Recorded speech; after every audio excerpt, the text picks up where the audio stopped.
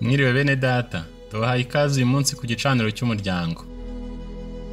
Imirongo y'ibyanditswe yakuwe muri Bibiliya yera ndetse n'imirongo migufi yakuwe mu bibwiriza byabwirijwe na mwene data William Mario Branham hagati y'umwaka w'igihumbi 947 n'igihumbi 965.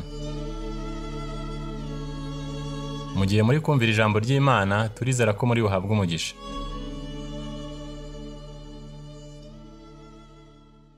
Yosuwa igice cya 20 umurongo wa mbere kugera ku wa 3. Uwiteka abwira Yosuwa ati, bwira Abisirayeli uti, witoranyirize imidugudu y'ubuhungiro iyo nabategekesheje ururimi rwa Mose, kugira ngo gatozi wishe umuntu wese atabyitumye cyangwa atabizi ayihungiremo, kandi izajye ibabera ubuhungiro bwo guhunga umuhozi. Now, in the Old Testament, God, seeing as some of this trouble was accidentally done. None mu isezerano rya kera, Imana irebye ko hari ibyaha byabaga byakozwe bitagambiriwe. So if you're innocent and not guilty, God makes a way for you.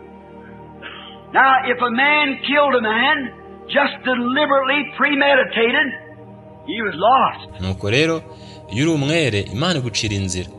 Nuko iyo umuntu yicaga undi abigambiriye mu buryo bwateguwe, yabaga arimbutse. He could not come to this place.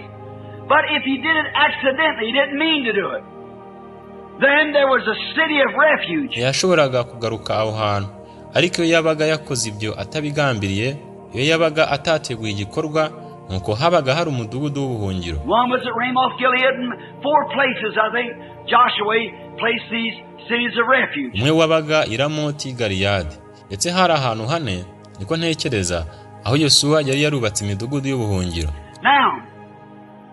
Now the people could come to the city of refuge if accidentally he'd done something wrong. He didn't mean to. He would come to the city of refuge and go to the gate. Nuko rero abantu bashoboraga kuza muri umudugudu w'ubuhungiro iyo umuntu yabaga yakoze icyaha atabigambiriye, niyo yabaga atarafite umugambi, yazaga kuri uwo mudugudu w'ubuhungiro, nuko yajyaga ku rugi. The gatekeeper would ask him why he coming, what was his idea of coming. Then his case was pleaded. Urinze irembo yamubazaga impamvu aje, icyo yabaga afite mu mutwe mu kuza.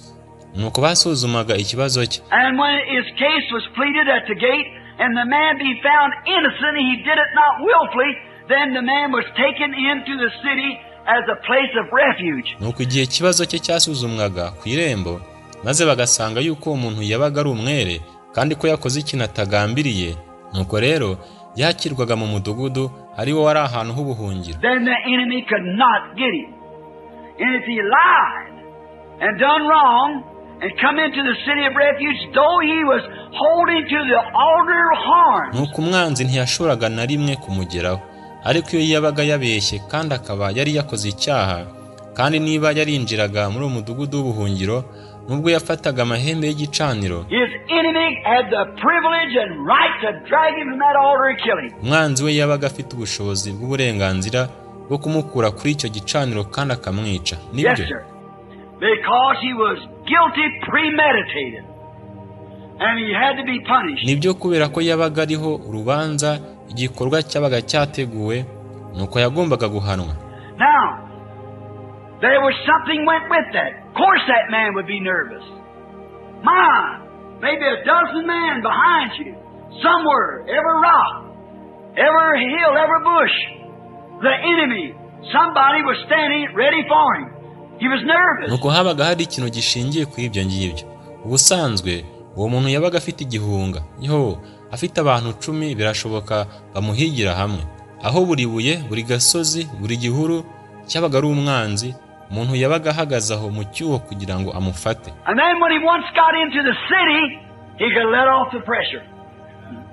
He was safe. Yabaga yabuze amahoro. Nuko rero igihe yinjiye muri uwo mudugudu yashoboraga gushira igihunga. It's all right, because there was a provided place made for him. God's provided way for that innocent man, not to be slain, but could be exempted from the slaying because he did it accidentally. Yabaga ari mu mutekano, yabaga arokotse kuko habaga hari ahantu hagenwe, hateguwe kuri we, inzira yateguwe n'Imana kugira ngo uwo muntu umwe yaraticwa, ahubwo abashe kurokorwa urupfu kubera ko yabaga yakoze ikintu atakigambiriye. Now, if he didn't mean to do it, now if he meant to do it, well, he had to stand the circumstances. Nuko iyo yabaga yakoze igikorwa abigambiriye, icyo gihe yagombaga kwirengera ingaruka.